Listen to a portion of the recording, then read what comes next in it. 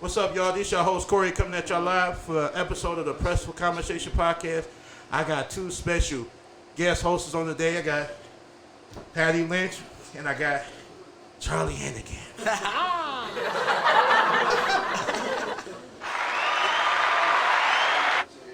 So, for the people out there that doesn't know, this gentleman right here is a very, very important gentleman. So is he too. But this right here is very important. He gave me an opportunity a year ago to run my first ever boxing club gym. So did he, Charlie. He helped me. They both gave me the opportunity, so I had to have them on the show. So here we are. Hey, thanks for having us. We really appreciate it, Coach Corey. It's an honor. So being the owner of the club here, what's the best part about being here at the club? I think I can say without hesitation the best part is the people. Oh, yeah. This place attracts a lot of different people. And you, Charlie, what's the best part about you coming here? I'd have to agree with Patty. It's been a wild ride at the Schwitz. It's come a long way since Patty bought the property. How long ago did you buy it? 3.5 years. 3.5 years, and he's built something beautiful down here, and it's just a good place to come, kick back and relax, and kind of recharge the batteries. It's just and the heat is great. Yeah, the heat's nice. Yes, yes. I mean, when I first went down there, my glasses was fogged. Soon I hit the basement. Soon I hit the basement. I didn't even get the chance to get in the steam room. Yeah. And it has a lot of good things here. And I like to thank you, Patty, for putting it here on the north end. It's a really great thing. So when you first got this building, what's the name of this club, by the way? The Schwitz, which is Yiddish for sweat. See, yeah. So there y'all have it. So if you want to come get in a nice cold pool, steam room, and a sauna, they got it all. And great tasty food. So don't you forget it. No doubt. So what made you pick this spot? That's a good question. I lived down the street, and I had been coming for a number of years. And I got to meet some of the old timers who were very hospitable towards me. The place has been operational for 90 straight years. Oh, wow. This is the 90th year. 1930 was the first year that the Meltzer family opened the doors and got that steam room working. And it's been going ever since. And I just thought it was a diamond in the rough. And I wanted to make sure, along with my business partner, Alan Havis, who had been coming for years, with his father and uncle, that we kept it alive for the next generation. God willing, it'll outlive all of us. Yeah, so how was the process when you got the building? How was the process? How was the steps of getting the building the way it is now? Yeah, I oftentimes put it this way: it was restoration by subtraction. So this room, for example, that we're sitting in, the beautiful tile floor was carpeted. Oh, wow. And the beautiful ceiling was carpeted as well. Oh, wow. They managed to put green shag carpet up there in the 70s. Oh, wow. So, like I said, I've been coming to this place here for a while, and it looks very nice. It looks very nice. So, Charlie, for you people out there that doesn't know Charlie, I met Charlie 2 years ago, 2 years ago, and it's been a heck of a great blast. Same time I met Patty. And when I got with Charlie, he came up with a brilliant idea. Him and Jake is not here right now. I don't know why, but he came with a brilliant idea to open up a boxing gym upstairs. Thanks to the gentleman right here, Patty.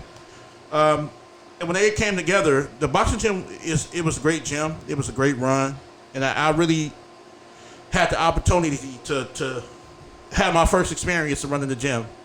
And how did you guys come along to have the idea to come up with a boxing program? Well, I grew up playing a bunch of different sports, but I didn't really find boxing until later. I was like probably 24, 25, and I just started getting into it, and it really opened my eyes to athleticism. It's a beautiful sport, and I really enjoy getting into it. Lost a bunch of weight, realized that's a good sport to potentially kind of spread around to guys out in the suburbs that otherwise wouldn't see it, right? And Patty had this beautiful space here, but he had an upstairs that was just a blank canvas. And one day we were chopping it up, and he's like, "You should put a gym up here." And From there we went and got a ring and we got all the equipment and we just kind of set it up. And then Coach Corey brought all the right people. It was a beautiful space. I mean, this is a great place. You can get steamed, you can sweat, you can swim, you can come upstairs, get ass kicking, you can you can have good, delicious food. I mean, this is a great place, man, and it still is. Yeah, no doubt. So, I mean, this is a great idea, Patty. I think you putting this here really opened up a lot of doors for the community, to come and relax and sweat and have a good time. Ladies, if you want to sweat, your hair out or anything, just come here. Guys, if you want to sweat your balls off, just come here. Anything, That's right. And I want to take the opportunity right now to thank you, Coach Corey, for your dedication and your willingness to spearhead the effort upstairs. For those who may not fully understand the building, above us is a 4,000 square foot ballroom that had been in disrepair and still is in much disrepair for decades, and we knew early on that we weren't going to be in a position to do anything much about it, but we wanted to put it to some use. So now we're figuring out ways to fully restore it, and that's why the boxing gym can't be up there right now, because we've already started to demo it and come up with plans for renovations.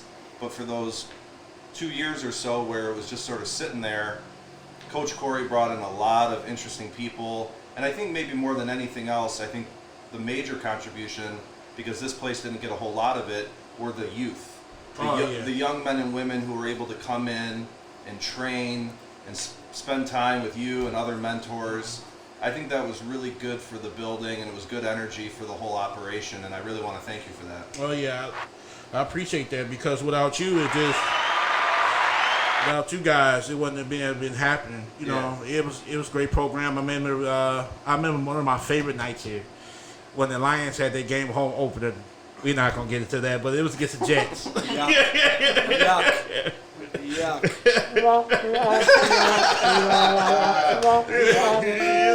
It was against the Jets, and but overall, they might not got the victory, but we did. No doubt. We had nice food. It was nice, cozy people up there. They still had the steam room going downstairs, so I just enjoy it. I love coming here. No matter what's going on, I love coming. I know I'm finna sweat. It's finna be hot, and I'm finna have some hot food to go into this fat, voluptuous body. So, Sexy.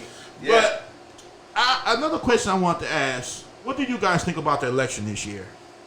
Oh, straight to politics, Coach Corey. All right.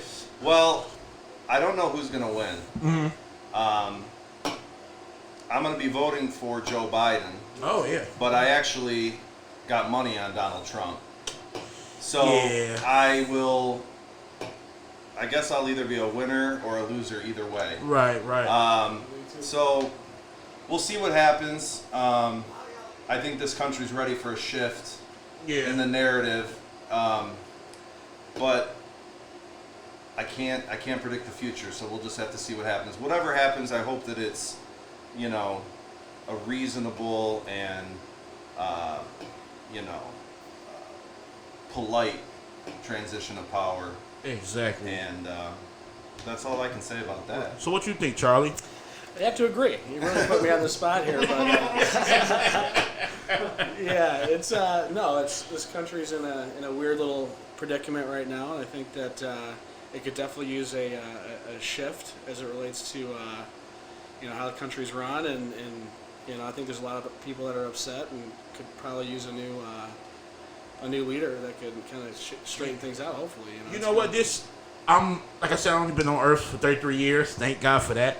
But this is the biggest election polls I ever seen. Like they are really pushing for this election. I mean, this is like good versus evil. I mean, I know people pushing hard for this election, and I hope it goes in the right direction. Yeah. I don't know, like I said, Donald Trump.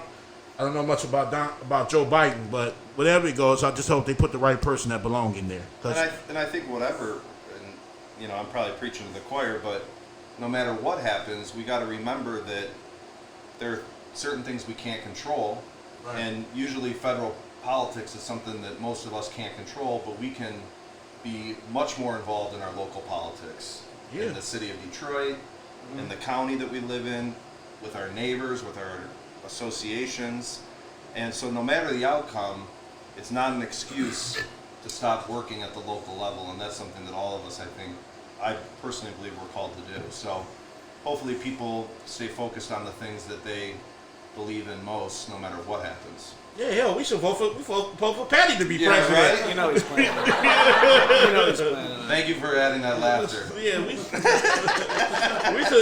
we should put Patty up there to be president. How about that? One of these Everybody, days. hey, everybody around the world to get esteemed, you know. Teams for everybody. Teams for free. I'd be lucky to win the election in my neighborhood association. You know Oh what I mean? yeah. But at any rate, it's great to have you back in the club, Coach Corey. Oh man, You're a sight for I'm- sore eyes.